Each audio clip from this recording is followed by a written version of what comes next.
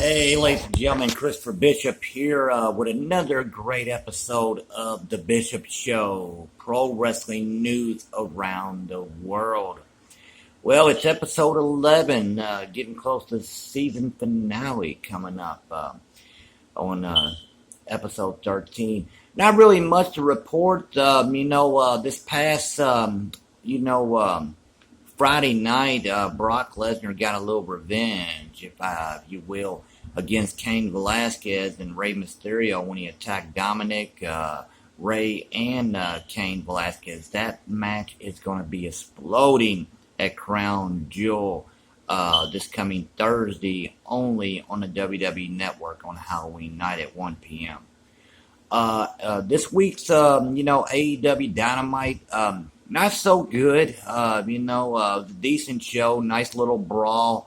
Wasn't too realistic. I have to agree with Kevin Nash sending out a tweet saying, hey, Cody Rhodes, hey, you basically run the company. How did Chris Jericho get that microphone up in the visitor box? I don't know. Maybe, he's got a point there. Who knows? But, a few other things, where's Morrison at? We still have not seen him yet. He is under contract with the WWE World Wrestling Entertainment, but have not seen him yet.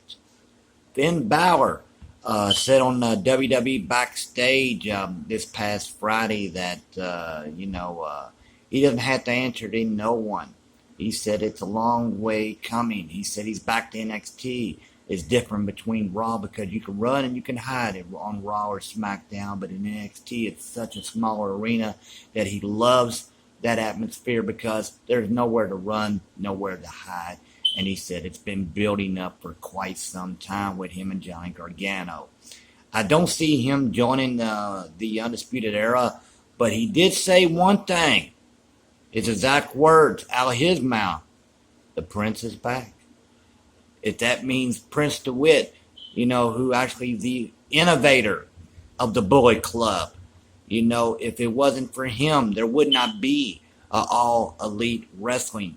There would not be the Young Bucks as famous as they are, or Cody, Adam Cole, AJ Styles, Kenny Omega, those stars, they made it big over New Japan, and Carl Anderson sent out a tweet, welcome back, Prince, and AJ sent out a tweet, well, so I would love to see a new version of the Bullet Club, have all the guys together like an NWO, make them unstoppable, let them run the entire WWE, just like the NWO did. Have Adam Cole, Roderick Strong, Kyle O'Reilly, Bobby Fish, the entire, OC, let them merge in there with them, doing a crossover brand. It'll get their ratings up, and with the competition with Dynamite, I tell you that. Let the OC invade NXT on Wednesday night. If NXT keeps on shocking us like they did last Wednesday with Finn Balor for the first time ever turning heel, they have a chance. AEW did a encore presentation this past Friday night at 8 o'clock at the same time as SmackDown Live on Fox. Didn't get the ratings yet on that. Really interesting to see because even though we've already saw that episode this past Wednesday, but they have some extra footage with John Moxley and Pac going in overtime at the end. The match basically ended in a draw. There's supposed to be some extra footage that they were going to go overtime this Friday night against SmackDown. I'm really interested to see the ratings on that. So maybe this Tuesday when I give you the next episode, I can get the ratings in for you guys. Jake Hager, he fought on pay-per-view at Bellator, I think it was 231 or something like that, in a no contest. Against a gentleman, I believe his name was Anthony Garrett. A couple low blows, not intentional. It was accidental, so he says.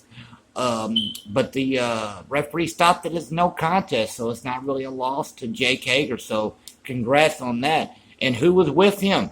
They're really pushing the storyline with this inner circle with Sammy Guevara, Ortez, and Santana and Chris Jericho. Because they accompanied to the ring for that pay-per-view.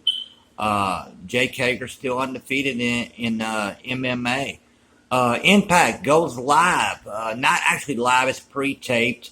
Don't want to ruin everything, but hey, Sammy Callahan is the new Impact Wrestling Champion. He defeated Brian Cage in a cage match. Sammy Callahan is one of the most vicious, violent, no good piece of the shit son of a bitch in the entire wrestling world, ladies and gentlemen. What he did to Tessa Blanchard last time, I think it was Bound for Glory of last year, beat the hell out of her. But she beat the hell out of him too. Second generation superstar.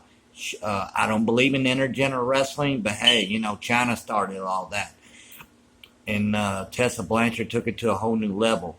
So if you want to watch Impact when they go on the Access channel this Tuesday night at 8 o'clock, check it out. A lot of other great matches. But Sammy Callahan, congrats to your brother.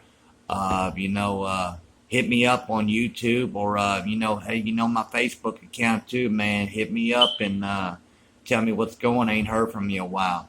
So really glad to see you, as world champion. So big future for you. But that's pretty much everything I got to report this week. We'll talk more this Tuesday when I give you another episode of the Bishop Show. Like I said, nothing spectacular really happened. But tune in this Thursday for Crown Jewel on the WWE Network. Awesome matches coming up. But until next time, you know the routine by now. If you've been keeping up with all episodes 1 through 11 now, same bad time, same bad channel. We'll see you on Tuesday for the Bishop Show. Thank you and have a blessed evening, guys.